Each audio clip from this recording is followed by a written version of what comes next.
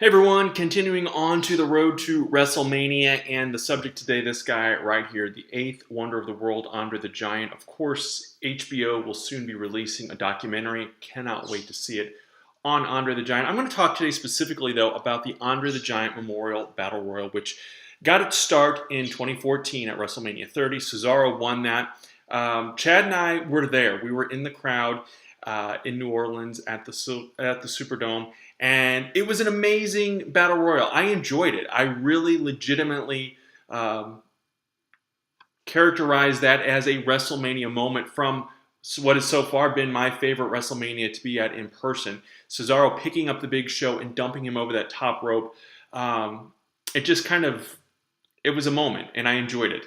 But after that, my 1, 2, 3 cents, the battle royal has gone down. And I feel like, this is nothing against the Big Show. This is nothing against Baron Corbin. This is nothing against Mojo Rawley. And this is nothing against the men who will be competing in this year's Battle Royal. And this is nothing, I'm going to tie in the women's Battle Royal too.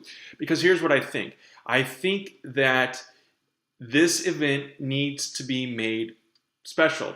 Right now, and for the last few years, it has felt like a match where we're going to get everybody on the card, on the WrestleMania card, so we're going to throw everybody else who doesn't already have a match, who isn't already in a program, we're going to put them in this, and then someone's going to win, and maybe go on to bigger and better things. Again, no offense to Mojo Rawley, but what has he done in that year since winning the Battle Royal last year?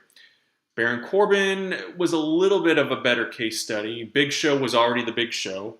And Cesaro, after the immediate winning of that Battle Royal, it's not like they strapped a rocket pack on his back and he took off. He is over. He's always been over, but he is being better utilized now in this tag team with Cesaro.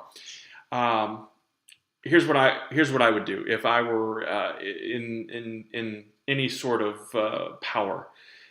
The winner of the Andre the Giant Memorial Battle Royal, and I would throw in some bigger name guys, not just the leftovers from who's not in a match.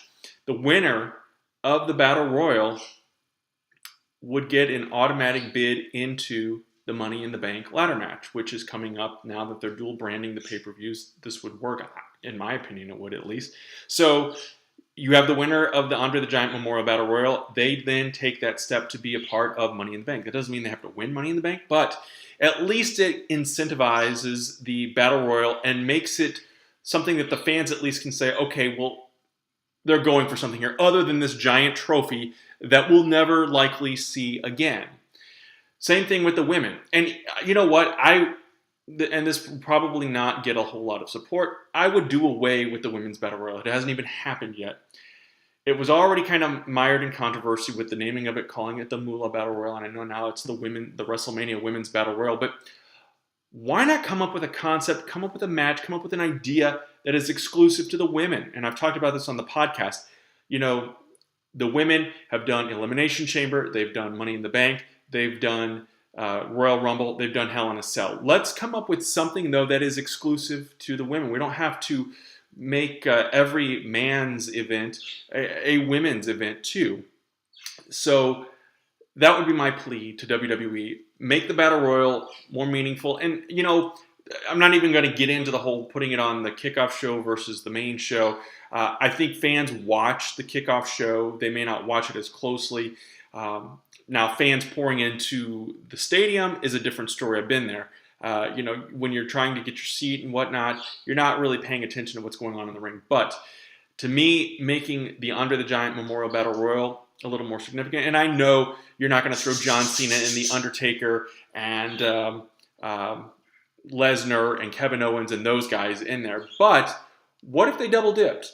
What if we did have Sami Zayn and Kevin Owens as a part of that? That's just an example.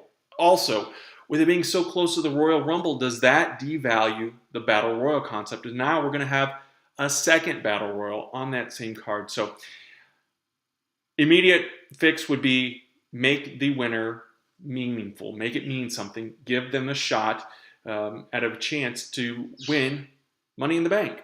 And then from there, you can go on and incentivize it in other ways perhaps. But that would be my immediate fix. And for the women, I would come up with a different concept, a different match, something that is exclusive to the women. If I were sitting around spitballing with other wrestling fans, better ideas would probably be flowing. But as of right now, that's all I've got. So let me know what you think. Again, don't forget to subscribe to the channel. And thanks so much for supporting my 1, 2, 3 cents.